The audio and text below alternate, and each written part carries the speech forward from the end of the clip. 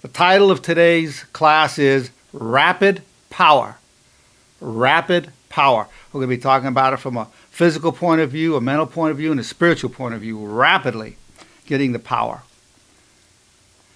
First, let's talk with the physical power. Let's talk a little bit about the physiology and the anatomy involved in physical power. The muscles are comprised of myofibrils, which have myosin and actin fibers in there. And then you have the sarcoplasm.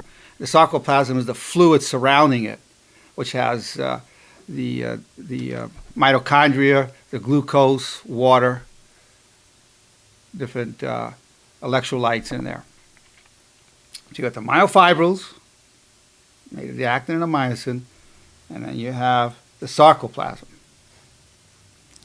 Now, the myofibrils are built up through heavy lifting.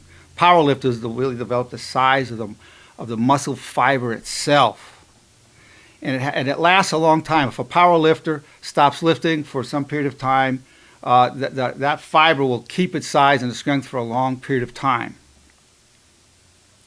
The sarcoplasm, which has the fluids in there, it has the glycogen, the fluids, the mitochondria, the ATP. That, you can really pump that up through bodybuilding, do a lot of reps, and you get a pump. And the muscle gets bigger right before your eyes. You can add like a quarter of an inch, half an inch just through pumping up your muscles. Now, most people don't know this. They think they're getting blood flushing up their muscles. It's not. The original pump, the initial pump is water. Sodium's going into the muscle, and then the water comes in. So the initial pump is water. Blood comes in later. So the bodybuilders will build up the sarcoplasm, or they also build up the myofibrils. And so one thing you'll notice that happens, because I'm a world champion powerlifter and bodybuilder, you lose the sarcoplasm pump faster. That'll start going down faster.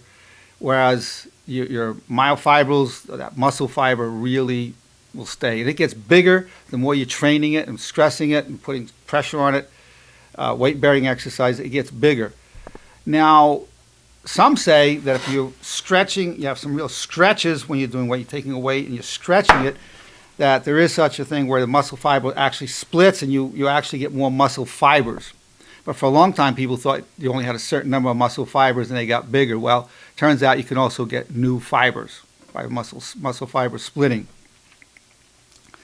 Now, the muscles themselves are encapsulated in a fascia. It's a covering that goes around the muscle. And then you have your tendons and ligaments. Tendons are muscles attached to bone. Ligaments are bones attached to bones. In terms of the physiology of what happens, you've got the neurons. The brain sends a message to contract. It goes down neurons. And the neurons basically have your axons and your dendrites. So you have the neural impulse going down from, received by the dendrites, going down the axon, hitting a synapse. There's a little space between the neurons, and there's a neurohumors, for instance, acetylcholine. And that acetylcholine is released, and that traverses the synapse, a little space, and stimulates the next nerve. Now, when the nerves hit the muscle, you call it a myoneural function, a myoneural junction. A myoneural junction. It's where the nerve and muscle meet. And there you would have a neurohumor such as acetylcholine.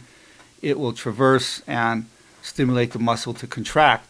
Each fiber, there's no such thing as a fiber contracting a little bit or a lot. Each fibril contracts. It's an all or none effect. It either contracts or it doesn't. So when you're getting a big contraction, you're lifting heavier weights, it's because more muscle fibers are contracting. Same with the nerve bundle. Each nerve either fires or it doesn't. It's an all or none effect. So if you're getting more nerves being fired, then you're going to get more muscle fibers also being fired. So you can increase the number of impulses along the nerves and the number of myofibrils contracting. But they're both governed by all or none. The all or none effect. So now what we want to do is this has to do with the anatomy and the physiology from a physical point of view. Rapid power from a physical point of view.